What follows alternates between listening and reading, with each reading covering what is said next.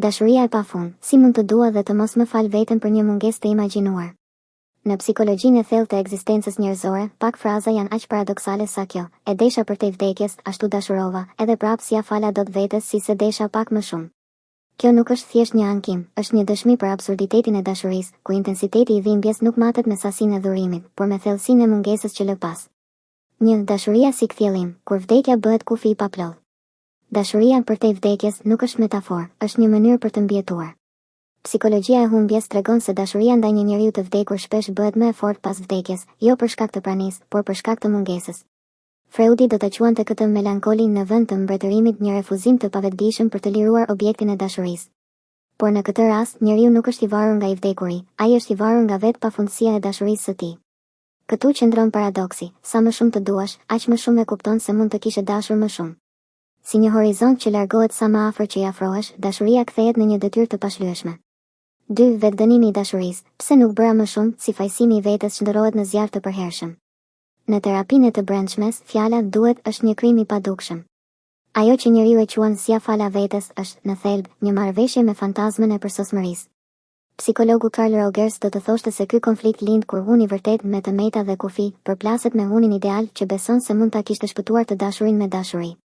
Por çfarë ndodh kur e vërteta është se ti e deshe aq shumë sa mendje njerëzore s'mund ta konceptoj? Pse truri ynë, në vend që të festoj këtë sakrificë, zgjedh të torturohet me një pyetje pafund: a mund të isha edhe unë më shumë? Përgjigjja qëndron në neuroshkencën e fajit, zona e korteksit orbitofrontal, e cila aktivizohet kur ndjejmë se kemi ndështuar në detyrat sociale. Por dashuria nuk është detyrë, ajo është lëvizje e lirë. 3. Si t'ja falim vetes kur falja është një luftë kundër instinkteve tona. Në kulturën shqiptare, fajsimi i vetes është një ritual i trashëguar. Nëse nuk mund ta shpëtojë, të paktën mund të hidhërohesh për të. Por psikologjia moderne fton në një revolucion, të mos e quash këtë dashuri të pamjaftueshme, por dashuri të paaftë për të matur.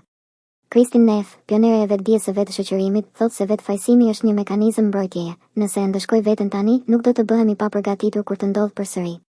Por çfarë kur përsëri nuk ekziston? Kur objektivi yt është larguar nga jeta dhe ti mbetesh vetëm me një dashuri që nuk ka ku të derdhet. 4. Një proces i vërtet faljeje, të kuptosh se dashuria nuk është valudh. Falja e vetes fillon me një refuzim, të mohosh se dashuria mund të matet me sasi.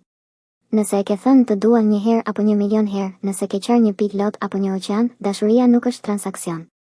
Ajo që mbetet pas vdekjes është një lloj ekzistence paralele, një realitet alternativ ku dashuria vazhdon të jetë burim, jo mungesë. Mjekësia e shpirtit na mëson se falja e vetes nuk është akt i një dite. Ajo kërkon që të pranohet vuajtja si dëshmi, jo si dënim.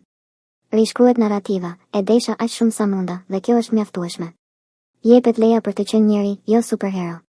5. Epilogu, dashuria që vazhdon të jetojë në përfaj. Në fund, fraza si ja fala vetes si se desha pak më shumë, është një këngë e përbuzur bukurie. Ajo tregon se dashuria jote ka qenë kaq e thellë, sa mbetjet e saj janë edhe dhimbjet. Por, siç thot poeti Rumi, brishtësia jote në derën time nuk është dështim, është kthim në shtëpi. Mbarim me një pyetje terapeutike. Nëse do t'i thojë një të dashuri që e ke humbur, më fal për çdo gjë që nuk bëra, a do të pranonte falje? Apo do të qeshte dhe të thoshte, ti veç më deshe më shumë se ç'kishe nevojë? Artikulli u shkrua me mbështetjen e të gjithë atyre që kanë dashur pa matje dhe kanë qarë pa turp. Sepse vetëm dashuria e paafruar mund të çojë në shërim të paafruar.